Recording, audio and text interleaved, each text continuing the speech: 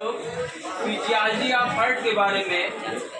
कि मतलब कि हृदय के कार्य के बारे में हम लोग जानते हैं कि हृदय जो होता है हमारा हार्ट 4 चैम्बर में बटा होता है। एक राइट एट्रियम होता है, लेफ्ट एट्रियम होता है, राइट वेंट्रिकल होता है और लेफ्ट वेंट्रिकल होता है। राइट एट्रियम और लेफ्ट एट्रियम का क्षेत्रफल राइट वेंट्रिकल और लेफ्ट वेंट्रिकल की तुलना में छोटा होता है या कम होता है ना। अगर हम लोग देखेंगे शरीर के ऊपरी भाग से मतलब कि हम लोग जान रहे हैं कि हमारा हार्ट डायाफ्राम पर स्थित है। अगर हम लोग देखेंगे शरीर के डायाफ्राम के ऊपरी भाग से जो अशुद्ध रक्त आ रहा है मतलब CO2 की मात्रा अधिक है और O2 की मात्रा कम है, मतलब डीऑक्सीजनेटेड जो ब्लड आ रहे हैं शरीर के ऊपरी भाग से वो सुपीरियर वेना कावा के द्वारा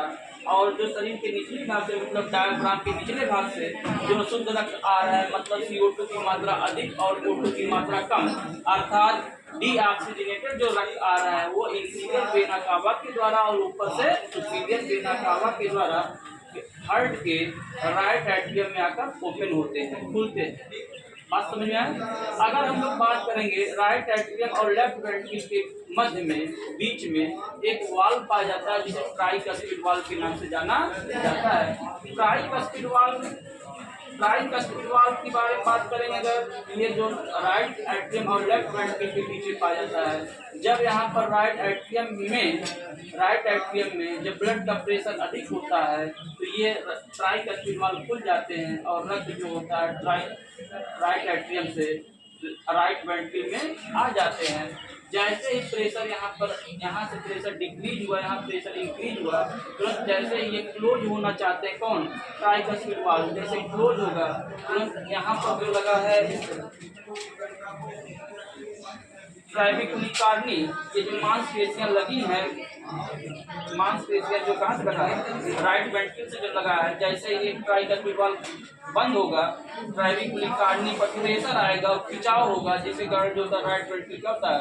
सिकुड़ जाता है, ट्रांसट्रिक्ट हो जाता है और जैसे ही सिकुड़ता है हम लोग जानते हैं कि ट्राइकस्पिड वाल्व जैसे ही बंद होगा यहाँ पर प्रेशर पड़ेगा और प्रेशर के कारण जो होता है राइट वेंट्रिकल का आकार छोटा होगा मतलब सिकुड़ेगा। सिकुड़ने के कारण ब्लड ऊपर की ओर न जाकर क्योंकि बंद रहता है ट्राइकस्पिड ऊपर की ओर न जाकर semi lunar wall of aorta, semi lunar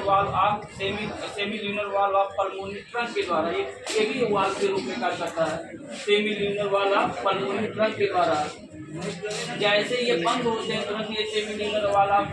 pulmonary trunk खुल जाता है और ब्लड जो होता है इसके द्वारा जो होता है लेफ्ट पल्मोनरी आर्टरी और राइट पल्मोनरी आर्टरी मतलब राइट पल्मोनरी आर्टरी और लेफ्ट पल्मोनरी आर्टरी के द्वारा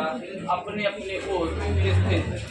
फेफड़ों में पहुंच जाते हैं। वहां पर इनका एरिएशन होता है ब्लड का और ब्लड जो होता है शुद्धिकरण के पश्चात राइट पल्मोनरी वेन और लेफ्ट पल्मोनरी वेन के द्वारा शुद्ध रक्त हृदय के या फेफड़े के लेफ्ट एट्रियम में ओपन हो जाते हैं। शुद्ध रक्त जो होता है कहाँ पर खुल रहा है लेफ्ट एट्रियम में खुल रहा है और लेफ्ट एट्रियम में शुद्ध रक्त जैसे ही प्रेशर अधिक होगा तुरंत ये जो होता है ये वाल्व क्या होते हैं खुल जाते हैं, बाइकस्पिड वाल्व खुल जाते हैं और बाइकस्पिड वाल्व खुलने के कारण रक्त जो होता है लेफ्ट वेंट्रिकल में आ जाते हैं। हम लोग जान रहे हैं कि बाइकस्पिड वाल्व से संबंधित मांसपेशियां लगी रहती हैं जो लेफ्ट वेंट्रिकल में फैली रहती हैं उनकी दीवार तक और इनको क्या कहते हैं कार्निक टेंडनी कहते हैं, पैक्टरी मसल्स कहते हैं। जैसे ही ये बाइकस्पिड वाल्व बंद होगा तुरंत इस पर इन मांसपेशियों पर प्रेशर बढ़ेगा और प्रेशर बढ़ने के कारण ये लेफ्ट वेंट्रिकल सिकुड़ जाते हैं। सिकुड़ने के कारण तुरंत यहाँ पर एक और वाल्व होता है semi lunar valve of aorta होता है। जैसे ही बाइकस्पिड वाल्व बंद होंगे तुरंत semi lunar valve of aorta खुलेगा और खुलने के कारण जो होता है शुद्ध रक्त जो इसमें है जैसे ही सिकुड़ेगा शुद्ध रक्त जो होता है semi lunar valve of aorta के द्वारा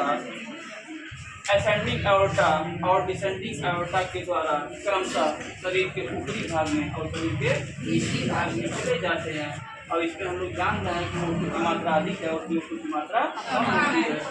जिसके कारण हमारे शरीर को ऊपरी भाग को और निचले भाग को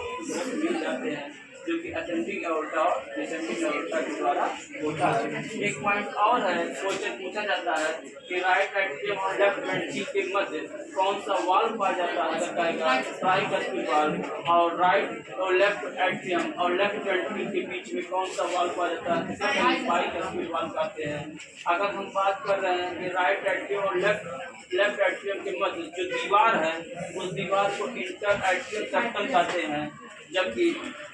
जो वेंट्रिकल के मध्य जो दीवार है उसे हम लोग बोलते हैं इंटर वेंट्रिकुलर सेप्टम के नाम से जाना जाता है। एक चीज और जानने की बात है, ये फोसा ओवैरिस नामक संरचना पाया जाता है, गर्त पाया जाता है, गड्ढा पाया जाता है, जो कहाँ पर होता है, राइट एट्रियम में होता है। मतलब कह सकते हैं कि इंटर एट्रियम सेप्टम में पाया जाता है। इस गर्त को जो होता है, हम लोग जान रहे हैं कि जब बच्चा गर्भावस्था में होता है तो ये गर्त जो होता है ओपन रहते हैं, जैसे जैसे भ्रूण विकास करता है ये फोसा ओवैरिस नामक गर्त धीरे धीरे भर जाते हैं। लेकिन कुछ बच्चों में ऐसा होता है कि ये गर्त भरते नहीं है, बाद में क्या होता है, 1-2 साल बाद सिजेरियन ऑपरेशन करा, इसका ऑपरेट करा जाता है हार्ट का, और इसको क्या फिट किया जाता है।